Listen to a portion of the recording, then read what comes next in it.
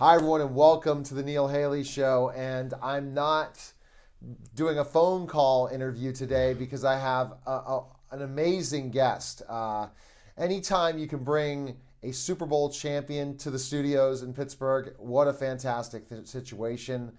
A former coach doing some unbelievable things, talking about academic and athletics and getting high school students to college in different ways and doing so many amazing things. So I'm so excited to welcome to the studio Super Bowl champion Darnell Dinkins, Pitt star. I'm excited to have you on the show. We're going to talk a lot about the first, just kind of introducing you for a couple episodes, because I want to know the story. Anyone who's a Pittsburgh guy ended up making it in the NFL.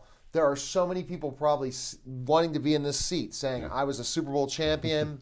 I played at the University of Pittsburgh, got the D1, and got to coach in the NFL and also in college. You have a great story. So we'll take this, and this could be a book itself by just me telling the story of interviewing you. Because it's probably hard to think of putting it on paper, but what a ride, wouldn't you say? Exactly. Well, Neil, I want to first thank you for allowing me to come today. It's been a great honor, and we've been working together on so many different projects. So this is just continuing that, saga of what we've been doing. Like you said, my story is not your typical, walk in the park story. Where you go, you work hard on the podium, you go through the NFL. My story is a story of another testimony, I like to say.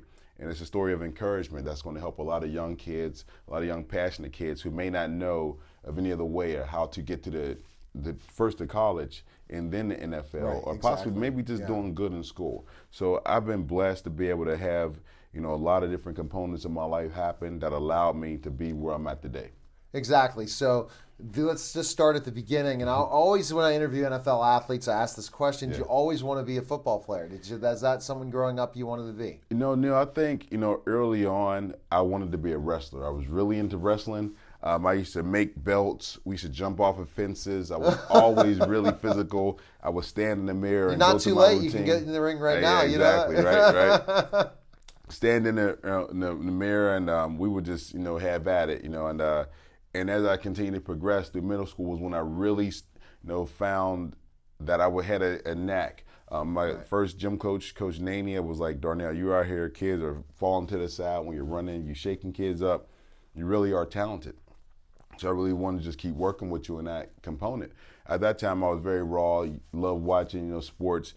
Football to me I had an electronic football board. Right. And I would line the guys up, different formations. I did too, yeah. And I would order new teams. And the first 4 teams I ever had on my electronic football board was the Steelers, the Browns, the Broncos, and the Redskins. I was a big Broncos fan, big Steelers fan. Big Broncos fan. Exactly. I was too. Big Steelers fan. Yep. And I liked the Skins back in the 80s because I met Riggins and all them when they were at Carlisle for football camps. So interesting. So for our listeners and viewers all over the world, especially for our Pittsburgh audience, where did you grow up? Born and raised in Pittsburgh, Pennsylvania. What location in Pittsburgh? In Elmore Square, right? Lived 2 doors down from Major Harris, good big time West Virginia quarterback, and pretty much just kind of just developed and grew. Had a stint where we lived 6 years in Baltimore, Maryland, and Cherry Hill. So growing up was a very rough childhood. Seen a lot, a lot of drugs, a lot of violence all around me, and just realized I didn't want any part of that. Right. A lot of kids was going down that path. I wanted to take the road less traveled. Mm-hmm. It's interesting that a guy approached me about writing a book, and we're kind of in the first phases of that as far as the journey, and I like to call it the road less traveled because it typically was me battling against different situations in my life, but fortunately enough for me, sports and things and having the right group of people around me really helped me sustain into high school. So, well, that writing a book, I work with, again, interviewing the best authors, and then next week on the show, you guys are going to really get to see some big Miami Book Fair authors calling in because that's the best fair out there internationally. You wouldn't believe the street fair, 20,000 people. I got to cover it 1 year in Miami. I want to go to Miami this year. My wife says no, so I'm going to be broadcasting live after that. But well, you're better than me. If I went to Miami, I think the last thing I would think about would be seeing a book. Well, so that's part of the story as well. So growing up, so you were in Pittsburgh at first, then moved to Baltimore. So basically, you played high school in Pittsburgh, right? Absolutely. So you like started your childhood in Pittsburgh. Why did you relocate to Baltimore? Well, my mom was just looking for, a change of scenery. She moved down there when I was going through elementary school. For those 6 years, I'm down there, was, cool, met a lot of new friends. That's when I really got into the physicality of things and thought that I was going to be a wrestler. Came back in middle school, went to Margaret Malines Middle School, and that's when I really started seeing how good I was and how fast I was as far as sports. I was playing against kids my age and just really outrunning them. I would, hurt kids' fingers from throwing the ball. I used to think throwing the ball was a bad thing. Throwing the heart was a bad thing. So as I progressed through high school, I had a lot of different opportunities to do a lot of different things. I wanted to play football, and I ended up making the football team my freshman year and the basketball team my freshman year. And the coach seen me throwing on the sideline and said, I want you to start really repping in at QB. This whole time I thought I was going to be a receiver, whatnot. Started playing QB the next year. I worked at it. And one thing I tell kids nowadays, if it's something that you really want, you got to commit to it. Right. We got too much of an HD society. And I don't call it high definition, but head down. Kids think they could tweet or iPad or look up something on a computer and figure out how to do it. Sometimes it takes a little bit of, elbow grease to get things done. So I would go out and practice my throwing to the point where the next following year I was a starting sophomore quarterback and starting for Shinley High School. And that just kind of started the onslaught of stuff where near the midway through the season, I ended up getting my first 4 letters, which were from Navy, Notre Dame, Pitt, and Virginia Tech. So as a sophomore, I kind of got a glimpse of what this, recruiting thing could end up being like. So we're going to bounce back a bit, and this is what I do as an interviewer, saying I want to learn this story, and I have you here, and for our viewers and especially listeners as well, just thinking about it. When you were talking about the whole process journey to quarterback, at that time, tell us what year that was when you're in high school as a sophomore, because again, the black quarterback has just changed in so many ways. Absolutely. To the point now where you look at a Russell Wilson that they're not saying he's a black quarterback, and he's a winner, and he's not the prototypical. Think of if Cordell Stewart would have been at that time right now, how more, I guess, they would consider him a good quarterback. There was just so many misconceptions 10 years ago. Now they were always looking at numbers, but now they look at Russell Wilson as a winner.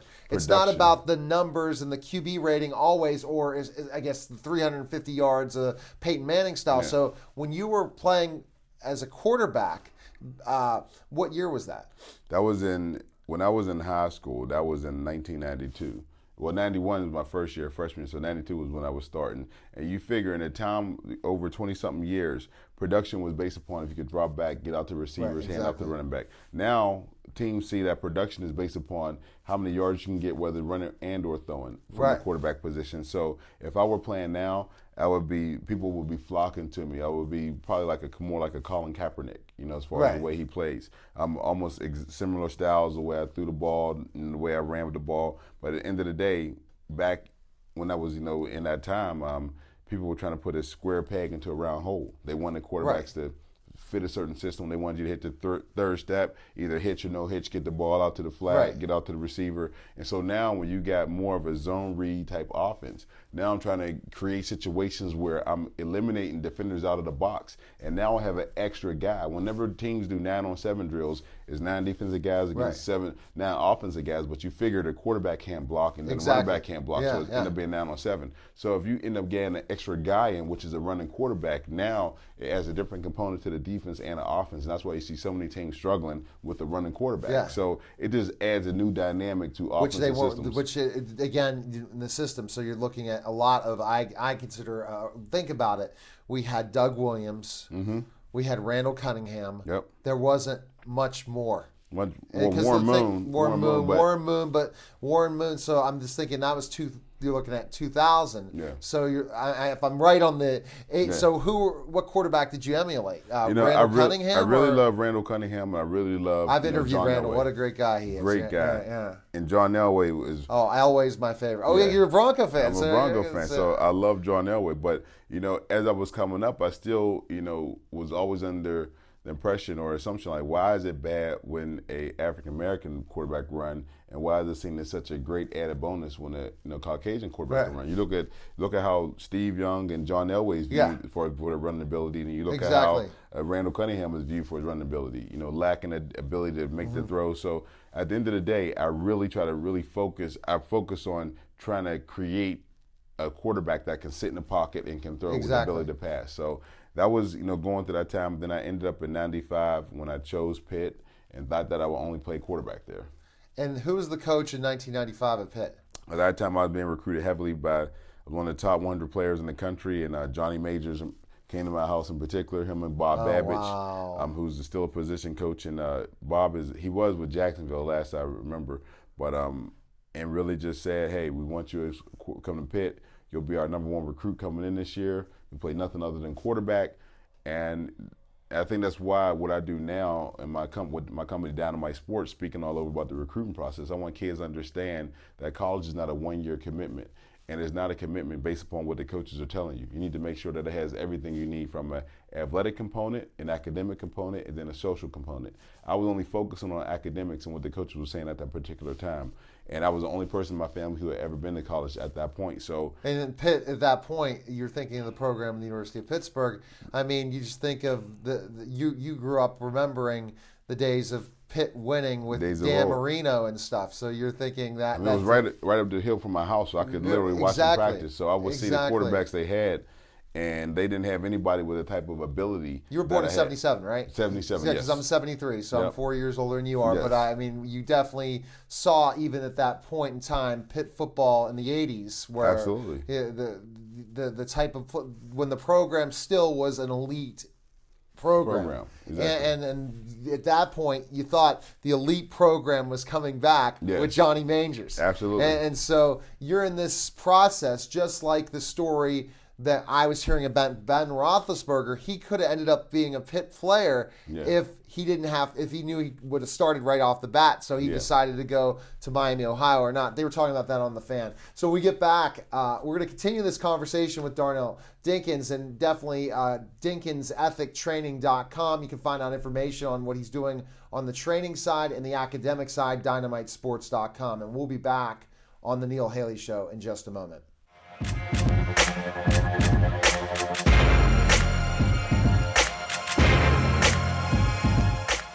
Hello, my name is Greg Stewart. I have been a train collector and train operator for approximately 40 years, and we started a project approximately 5 years ago.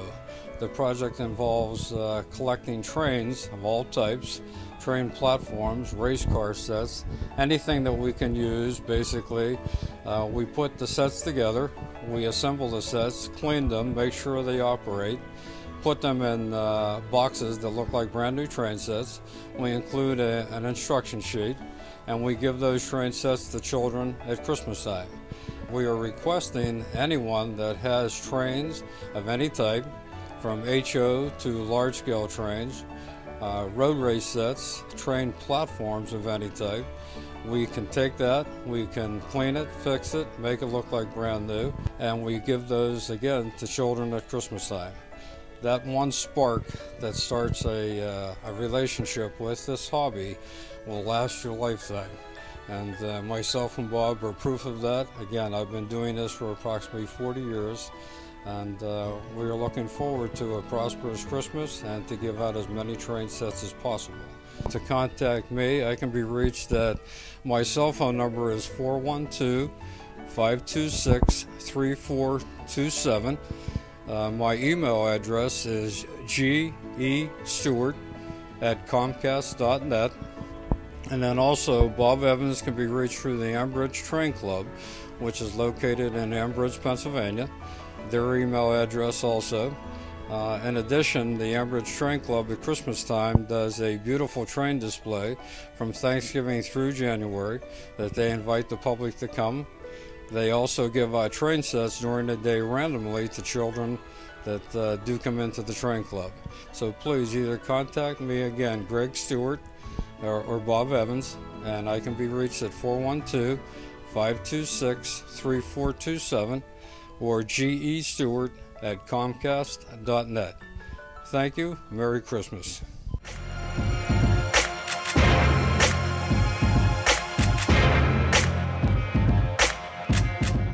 We're back to the Neil Haley Show, and I am just unbelievably shocked because Darnell and I have been able to talk weekly about Pitt football and also about what he's doing on the athletic, academic side of things. But what I've missed is how similar we are in specific things. I'm not a Super Bowl champion, but I was a professional wrestler. I wore those heavyweight title belts in certain towns. I dealt with certain things, but we have a journey that's about helping kids, and that's his journey, and that's why we have come together for sure. But I wanted to know the story, and I think people that want to say, well, why should Darnell go ahead and work and help us out on the sides of preparing him for the recruiting process, and why should we talk to Darnell about training, being in the best shape? Look at the shape he's in at this point in his life and continue, and also the coaching end. So we're learning the story of Darnell Dinkins on a few more shows for sure of the stories. You see me asking questions. So we're talking quarterback. You recruited Johnny Majors in your house. Did you know who Johnny Majors was? Because you were more Jackie Sherrill, right? Probably growing up, you remember Jackie more. No, I remember Jackie, but at the end of the day, I remember players more than coaches. When I was younger, it was all about the players, So what Pitt players growing up did you? Dickerson, you had Aaron Head Hayward. Oh, I love Craig. Those guys alone spoke volume on the Pitt program. Pitt Stadium was just such a tremendous atmosphere for football. Absolutely. And so, when you got all those different type of talented kids and players around, it just really makes you gravitate. Then I was really good friends with Curtis Martin. So just seeing him down there and doing the things he did coming from the City League, it was just kind of a no-brainer. Huge fan of Curtis Martin too, yeah. So, it just really made sense. And so as I continued to try to figure out where I was going to go, it really came down to Pitt, Michigan State, Virginia Tech, and Penn State. As far as where I was going to end up spending the next couple of years, I just felt like Penn State just stockpiled talent, and they just had. Did Joe Paterno come to your house? No, Joe Paterno came to my school, and really just was looking at me and trying to recruit me. J.B. Grimes from Virginia Tech came. Joe Moore, who's now passed away, was Notre Dame's coach who was really recruiting me. And then Michigan State had just signed Tony Banks at the time from a JC. So I'm like, well, if I go there, I won't be able to play quarterback. So were you one of the best in Western Pennsylvania at that time? Brandon Short was one recruit, and I was number 2 recruit. Yeah, okay. So we really went hand in hand, and we did a lot of stuff. Played really big in the Big 33 game. And like I said, you get caught up in how good you are in your particular area. That's why when I speak all over now, I really tell kids this. At that time, I didn't understand the vastness of this country and all the football that's going on. There's 1.1 million kids that go out for high school football every single year. Mm-hmm. From that 1.1 million kids, there's going to be about 316,000 that's going to be seniors just alone this year. And from that, 67,887 is going to get scholarships to college. That's about 6.1% of the kids from high school to college that goes to college. So it really takes more than just being a good player in your area. And if I had understood that back then, I would have really focused on the academic side of things a little bit more. I would have found a school that really fit my, surroundings.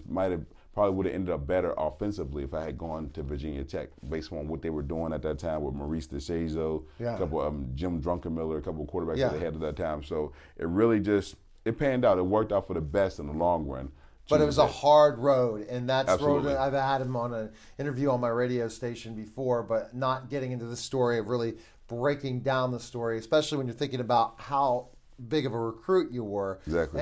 But see, the thing that you see did you believe at that point they still didn't understand about the African American quarterback? They didn't. They didn't understand about it. And when they were saying, I'm sure when you were talking to schools, we want to convert you. We want to get you out of the quarterback, and you love being a quarterback, right? Absolutely. I love throwing the ball. I mean, I could do it very well. I could roll to the right, throw 80 yards, roll to the left, throw 80 yards, hit every pass that was needed. But I still think at the time it was thought that, African-American quarterbacks can't grasp the whole offensive concept. This can't be the identity of our team. When you think of a quarterback, you consider a body. And in that body, you got legs, arms, shoulders, and then the head is pretty much symbolic of the quarterback.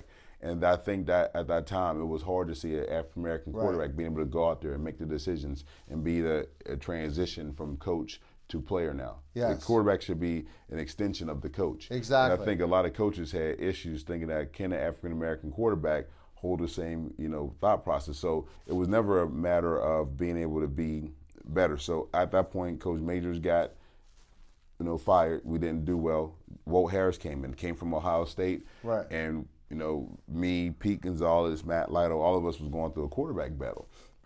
When it was all said and done, now Walt Harris has coached a lot of great players, Larry Fitzgerald, Pete Gonzalez, Bobby Hoying, Terry Glenn, Eddie George, guys from Ohio State. Yeah. He was the quarterback guru. He was a quarterback guru. So as I went there, but a West Coast style really doesn't. But it really helped me transition to the NFL, learning from him that year. I ended up going through practice. We charted every pass from training camp. Pete was 71%. I was 63%. Matt was 47%. At the end of camp, I had the most touchdown passes than Pete, than Matt. Well, he came in and said, "Well, I'm going to name." Pete the starter and Matt the backup because he got more game experience from the previous year than you. I said, well, how am I ever going to get that? So I was like, you know what? Don't want to play quarterback no more. I'll just change my position. So I was dealing with dynamics, even though I was proving that I could do it on the field. And it was a hard time to go through. So as I continued to progress through Pitt, I ended up playing safety, had a lot of pass breakups, a lot of different things going on, had to deal with a lot of different coaches' situations, how they perceived me. I didn't talk a lot, say that I was selfish, but every time we worked out or anybody in the locker room, I was a team guy. I drove all the guys. You could talk to a guy like Sean Robinson, Matt Morgan, who's now the coach at Plum. They'll tell you when they was conditioned, I was a guy picking them up and running with them when we just together as a team. So as I made it out my senior year, I ended up getting hurting my back. Ramon Walker came on at safety, played very well. I've had to play sparingly. I ended up playing some linebacker, had a game where I really did good, then they didn't play me after that. So Coach Walt Harris, after all that time I picked, going through all the position changes, playing linebacker, tight end, not tight end, linebacker, receiver, quarterback, safety, driving the team bus, washing clothes. He said nobody endured more adversity than you have as a coach that he has Why seen. were you driving the team bus? No, I was playing around. I'm just saying, I was just using the figure of speech. That's how much stuff I was doing. Because you had to make that transition. You were a superstar high school athlete. Now, were you starting on defense, right? I was starting. I led the team in tackles one year and made a lot of pass breakups. And a lot of times they would not play me because they felt I didn't appreciate playing that position. So if I didn't look at a coach or something at the end of practice, they assumed that I was being disrespectful. So there's a lot of things that happened on the tail end, but at the end of it all, Walt Harris said, "You're the only person I ever put a picture up in my office because you exemplified, being able to overcome adversity, and you've lasted in the NFL because of it." So it was after going through all the mess that I had to go through at Pitt, enduring the losses, enduring the lack of being able to play because I was, I don't know if it was. Maybe I lacked something that they were looking for. On the surface, it looks like another African-American quarterback who got abilities that's okay, but we don't need it at that position. We just want a guy who can throw. Now, if you factor in all this zone reading stuff with the quarterback, I would be, throwing lights out down there right now. But, it is what it is. You learn, and guys like myself and other quarterbacks have paved the way for the quarterbacks who get to do it now. Definitely. And so you went through quickly that Pitt season, and I know a lot of people want to talk about when first of all Walt Harris got hired, everyone was just discouraged. You went through a horrible year with Majors, right? Yes. What was your record? It was like 2-9 or 1. It was really bad. We went to the point where we went to Ohio State and the game was over before it even started. I think the final score was like 66-7 or something. It was really one of them games where you just was looking at the scoreboard like it's only the second quarter and it's 40s. It was one of those type of games. And the couple years before that, or like 4 years ago, there was Curtis Martin, and they were winning games and stuff like that. So it's just really a strange occurrence because you go through the days of Foes-Fazia where you have top recruits and then all these different things. So how did it feel to be losing? Especially and you're at this point where you thought, okay, I'm going to a big time school. Johnny Majors is here, and you didn't choose Penn State. You didn't choose some of the winning teams. How did that feel to go through that? I think if I had the right people in my corner, they probably could have walked me through the situation a little bit better. But at the same time, like most kids now, I was very prideful and thought that I was the it factor. I thought I can go there, and based upon what I had done at Shenley, which was a team that was kind of on the brink, and then once I got there, helped us achieve great success. I thought I could do the same thing with my ability and bringing out the players who we had down there. So, but at the end of the day, most of these schools and colleges is all based around recruiting. The good teams are good because they recruit good. The bad teams are bad because they don't get the top players. You didn't have the right people telling you to evaluate Pitt, see the exactly. The program as far as what position they truly wanted me, for, I think Pitt's mind was to get an athlete who can fit at some point if he gets molded into that position. Right. So whether it was quarterback, whether it was receiver, I mean, Lord willing, it could have been tight end for all those years I was there. But if I had bought into their system of being able to mold a certain player, if I could do it all over again, I probably would play more outside linebacker or tight end for the duration of time. If I had not played quarterback, it would only help me. I think I would have been able to find a more comfortable fit being closer to the ball. But at the end of the day, I was still able to make plays. And like I said, God found a way for me to continue to progress as not only as an athlete, but as a student as well. So your sophomore year, Harris, then you finally switched junior year to safety. You said so you're not that built and big yet. And so the story is, so how did he become an NFL player, especially, and be this gigantic of a guy? And that's the story we're going to continue talking about in so many ways, which is amazing how quickly our first show is on, and then next month talk more about it. But I guess the way to kind of segue us out of it is one more thing. It's just the Pitt program. Do you feel that the Pitt program right now is where it was when you started, and it looks like it was going to go into a building phase? Because it looks like you look at the glory days of Pitt, of Fitzgerald and Shady and stuff like that, where they were winning 7-8 games, and now they're where they are today. Exactly. And could it go down even further? I don't think it could go down even further. But what I do say, like anything, you can't be a team of a double mind. You can't have this concept over here fighting against this concept over here. That's what a lot of NFL teams do. Front office fighting with coaches. The product on the field never pans out.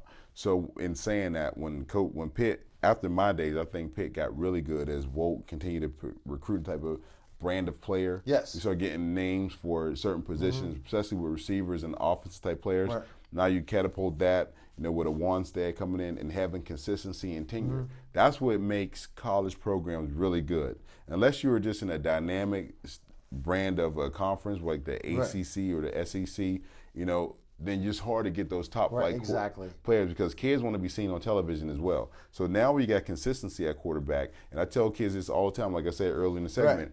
College is not a 1-year commitment. It's a 4 to 5 year commitment. Exactly. You can't base it on a coach who may be there or may not be there. Exactly. I.e. Todd Graham, who was kind of in a revolving door. He was in and he was gone. At the same time. That really killed him, where the text message and then decided to go all the way. Exactly. So it's amazing. So we're quickly find information on you, and then next month we're going to go right into some more of your career, and we're not even in the NFL yet, so we have a long story to go. We got a long way to go. The second phase of how I got to the NFL was probably way more interesting than the whole Pitt stuff. So we're going to talk Pitt football. Trust me. I still want to talk about the Liberty Bowl before the Liberty and all that. So people can follow me on Twitter at Darnell_Dinkins, or you can follow me or look at our information on www.dinkinsethictraining.com.